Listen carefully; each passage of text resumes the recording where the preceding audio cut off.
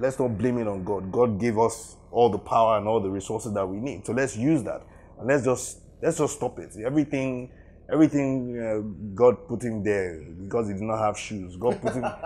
let's stop that. Let's stop that. Let's be wise. You know, let's receive wisdom and do what we need to do.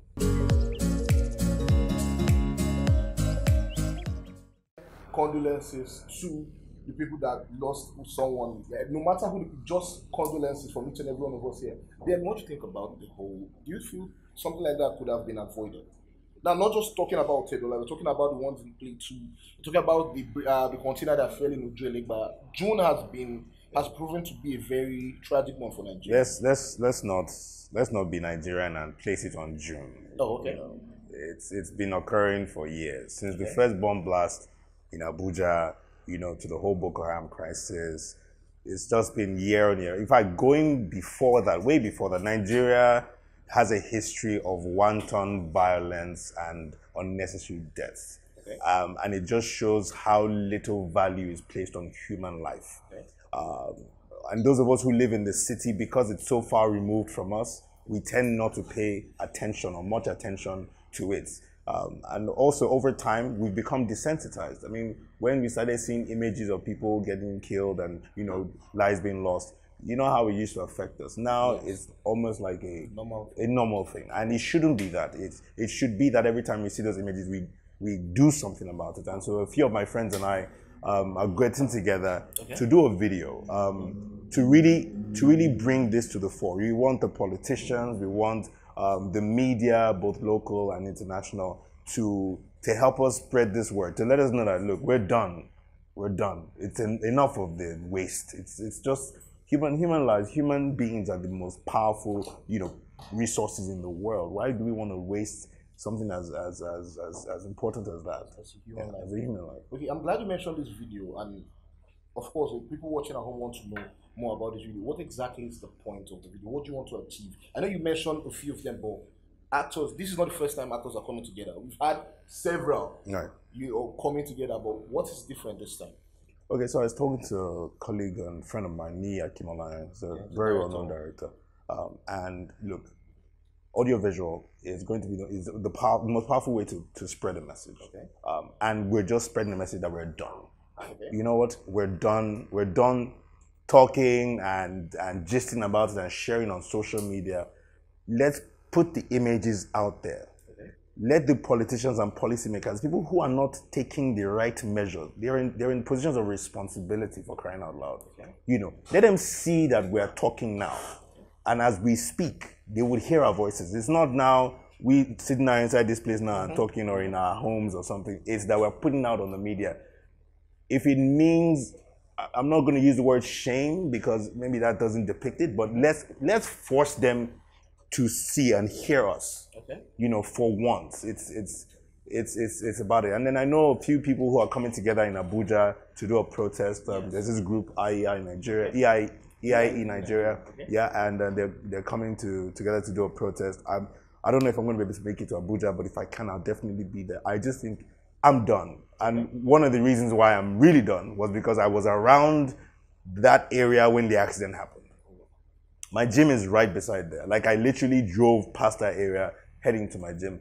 And then I was halfway through my workout session when people started talking about explosion. I'm like, what's going on here?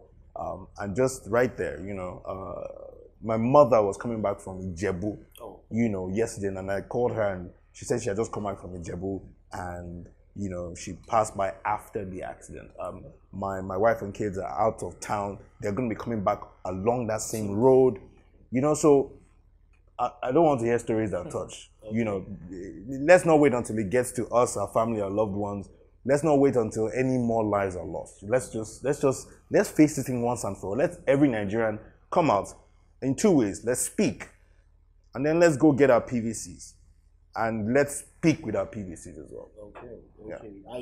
I completely agree with everything you said. You understand? I'm sure people watching at home can understand what Deyemi is talking. I know a lot of people are angry, and this morning a couple of my colleagues and I were talking about the God factor. I used the word God factor with quotes. You know, everybody's already saying it's people, it's their sins, it's this. Haven't we had enough of that? I think I think that when God created man, he gave him a mind, right? And the reason why he gave him that mind was so that whenever we go to him, he passes knowledge, wisdom to us through our minds. You cannot tell me that you're a prayerful nation if you cannot receive wisdom from God to apply to your life. That means you are doing something else. It's not prayer you're doing. You're just faffing around in whatever sector or whatever place that you're in. I think that whoever you are out there, you claim to be a part of a religion or movement or a system of belief. I think that your purpose really should be that you're praying to your God to get wisdom about what you should do, not for your God to come down and come and do for you. Let's stop this God thing. Let's not blame it on God. God gave us all the power and all the resources that we need. So let's use that. And let's just stop it. Everything God put him there because he did not have shoes. God put him. Let's stop that. Let's be wise. Let's receive wisdom and do what we need to do. Okay, so use your minds more. Don't just do the whole thing. God, I think if I was God, I would be meeting that the man. It's enough. You guys should go and do these things yourself. So then, let's on a lighter note now. I was looking at your Instagram page, while researching about you for this interview, and I saw a picture where you said you were wearing a blouse. That people say you look 25, you look 40, you look. So I'm asking the question directly now. How old is Deyemi? Am I going to come on? I'm not. You don't I have my football age. This is a real Nigerian. So that you don't know what can happen in the future. They will say they are looking for under 20. You have said your okay. They say Baba it's Darugbo man. Okay, I understand. So for me, I think no. But yeah, so it was me just having fun with my fans and followers on social media, and I really get it a lot. People come to me, oh, you look like you're in your 20s. You look. Person was obviously joking when they said that. They thought I was in my 40s, and I'm like, oh, okay. So let me put it out there. Let's ask. And of course, some of my idiot friends on social media, they just dragged me, calling me 90-something-year-old guy. Well, if you were 90-something, you do look very amazing for your age. For 90, yeah, if I was, look, we work hard to look good, so let's just keep doing that. Okay. So looking at that particular photo, the comment section, I saw somebody say, Deyemi is the Brad Pitt of Nollywood. When you hear, I'm sure you must have heard a lot of comparisons. With your foreign counterparts now, the ones that are operating in Hollywood. Okay. Someone called you the Brad Pitt. I don't know why he said so, because he obviously did not, or I don't know if it was a guy or a girl, but they didn't explain why. Right. But when you hear comparisons like that, as someone who is an actor, how do you feel? That's the compliment too. Brad Pitt is very rich. So hopefully it's the money that they are praying into my life, because he can keep his looks. Oh, you can keep his looks? I'm okay with where I look.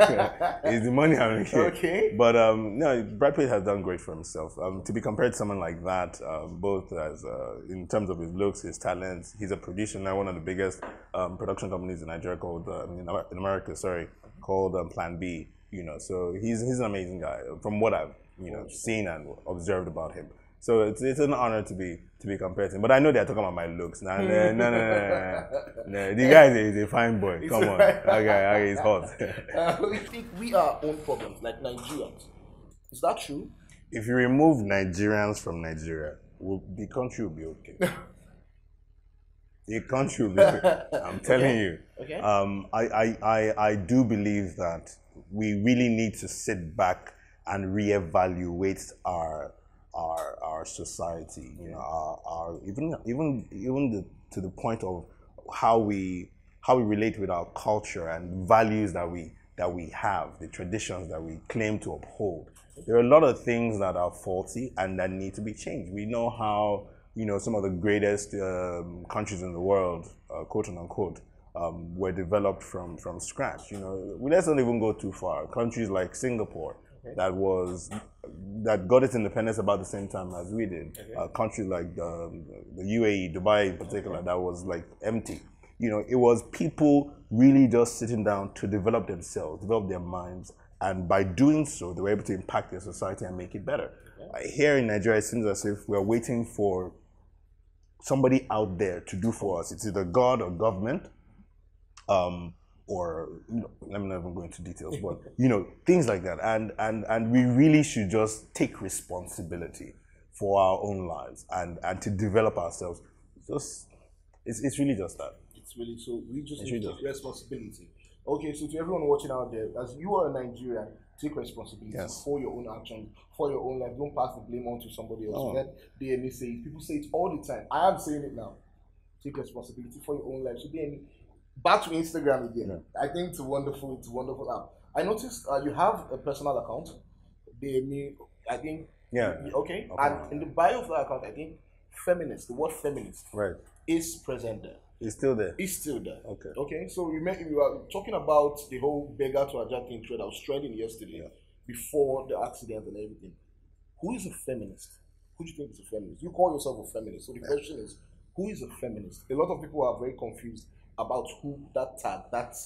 So who you say a feminist is? I put that up before I got a clearer understanding. This is why I asked if it's still up. Okay. If I were to revise that, I would say I'm a humanist. Okay. I believe a feminist or a humanist is somebody who believes that human beings, male or female, deserve equal opportunities. And should not be placed in a box, so to speak. I have seen what our women have gone through firsthand. I mean, my mother raised 5 children literally on her own, and I grew up thinking to myself that all women are strong and powerful, and the way I respect my mother, man, Okay. Only to come out to find out that, because I always felt, imagine growing up with that kind of mother, that means women are like pretty cool, Yes. So I kind of grew up like that, thinking, okay, all women, I would relate to women in the same way, and I loved to do that, until I realized that the problem was even deeper than that.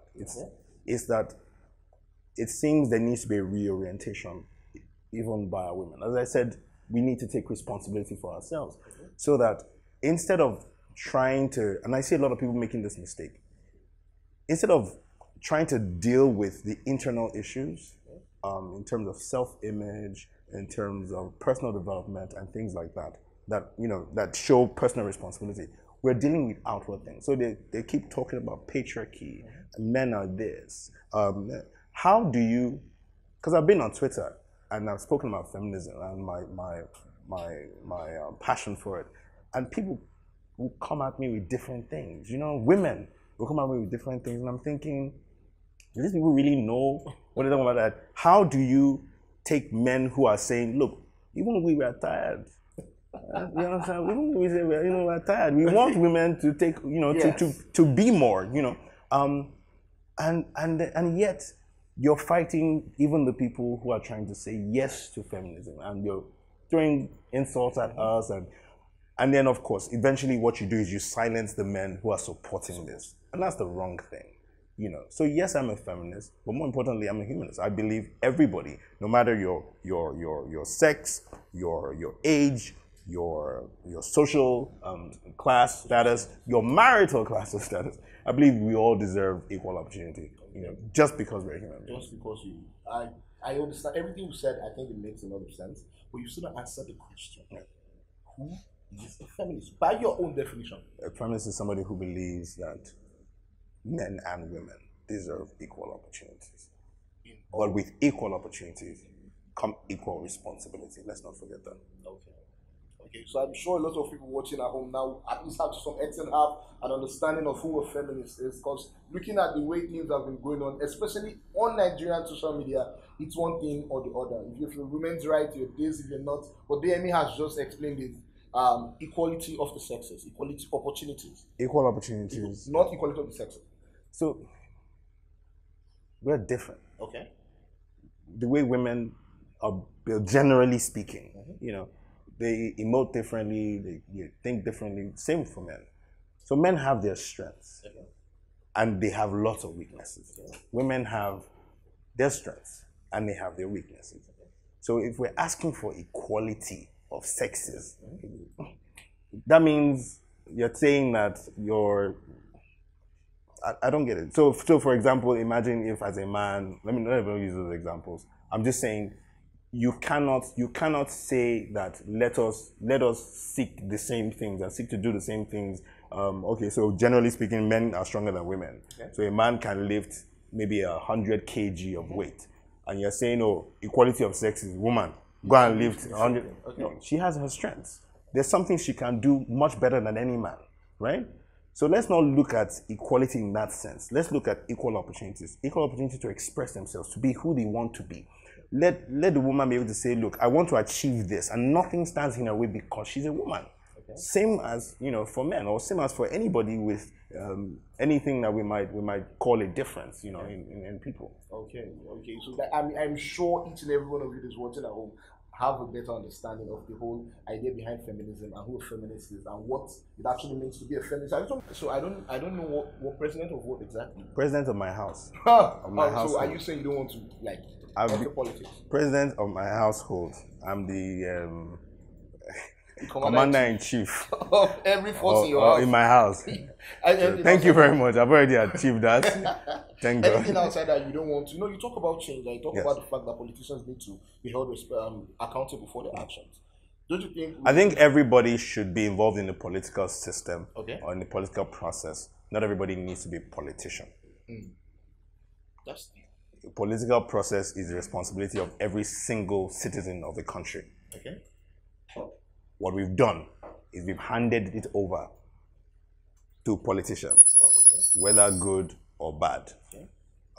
And well, if we look at the country and the situation that we're in, we would say mostly bad.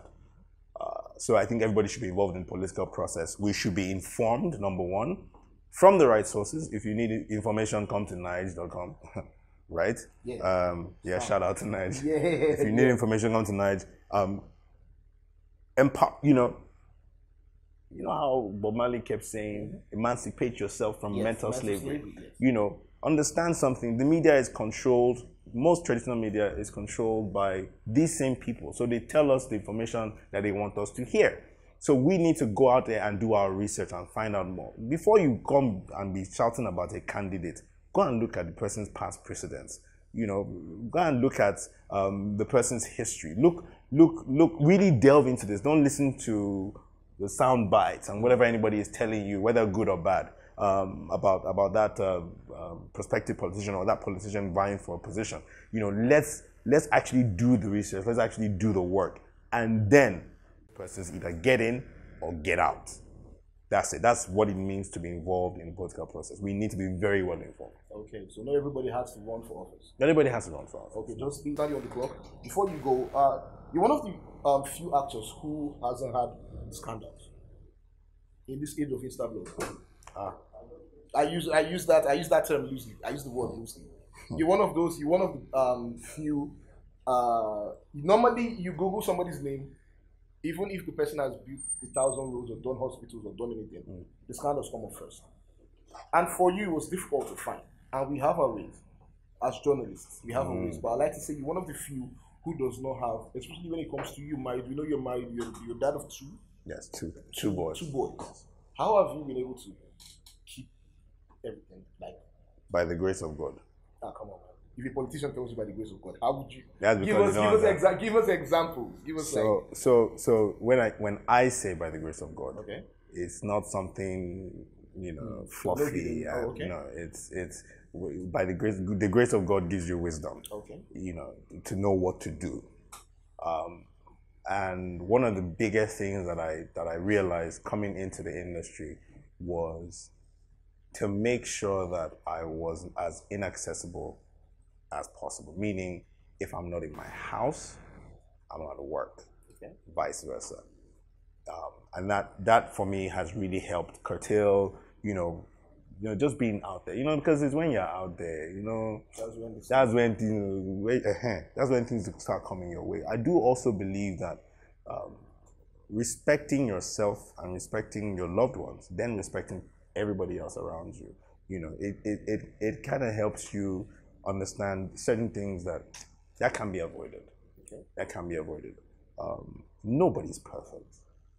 Nobody's perfect. And I'm going to say that here now. Nobody's perfect. but let's keep working and striving towards perfection. You know, if it's, I mean, some people smoke cigarettes, some people smoke different things, some people do different things. There are different habits, different traits that people have. Sometimes you can say no. Just say no. And it helps you say no the next time, and it strengthens you to say no. You might say yes once, and then you come back to yourself and like, okay, next time it will be a no. Okay. And you build that strength over time. I grew up in a strong community of Christians for many years. And even that didn't prepare me for fame and success, quote unquote, in entertainment. Because I thought, they don't cook us well for church, say nothing. Nothing. Baba, then you step out there, they will show you. What's that? Paul, we know. Oh, okay. Who are you? Who are you? Okay. But I'm very, very grateful to my family, friends, to everybody who supports me out there, all my fans. I'm grateful to my mentors. God, I don't know that you can get anywhere in life without having mentors to speak to you, to guide you, to open up your eyes, because it's your mentors that will tell you what's in front and what can be avoided and opportunities that are ahead of you. So I'm grateful to everybody who's been a part of my life. I'm grateful to you guys for having me here. Thank you so much. Okay, so there you have it, guys. To avoid scandal, just say no to a couple of things and respect yourself, respect the people you work with, respect your family, and all these things will work equally for you. Now, so as a father, sadly, Dbanj lost his son. It's I don't think anybody heard that news without feeling for him. But I don't want to use the word unimaginably. People blamed Dbanj and his wife for what happened to their child. As a dad of two, it doesn't make any sense to do that actually. I started writing a post. I do that a lot. I start writing something on social media. When I'm done writing, I read it. And I realize I've vented my anger. There's no need to post it. And I remember I started to write about this. And I needed to be careful not to curse. Like, when I say curse, like shake me. Because what I said was this, that no, I wouldn't curse people that they will experience this. No, they wouldn't. Okay. But that they will sleep and dream. And in that dream, they will experience the pain that this person, these parents, they felt, but that when they wake up, they will realize that it was a dream, but the Holy Spirit will now come and convict them for the nonsense that they were saying. When I heard that news, it hit me in more ways than one. I have children around that age. Like, I took a moment to imagine, how I would feel in that, like, it will feel like the end. I can't even imagine it. I don't want to think about it.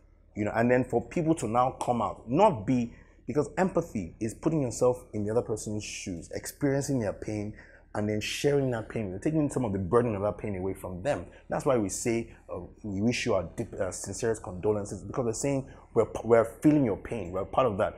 Let's take off some of the burden from you. But no, people are out there adding more to that pain with insults. And then there's this police thing going out talking about, like, look, there are issues that the police should have dealt with. There's SARS out there. There's the violence going on around the country that they didn't deal with. They're bringing out press release statements. I'm like, how insensitive can we be as a people? Not all of us. A few rotten eggs, and social media just makes them look like they're a lot. They're not that many, but there are quite a few out there. Let's just stop it. Let's stop it. I've noticed sometimes people say nonsense and you want to respond. I'm like, sometimes I can't help it. I'll just respond. I'm like, come on now. Are you a human being? Have empathy. Show empathy.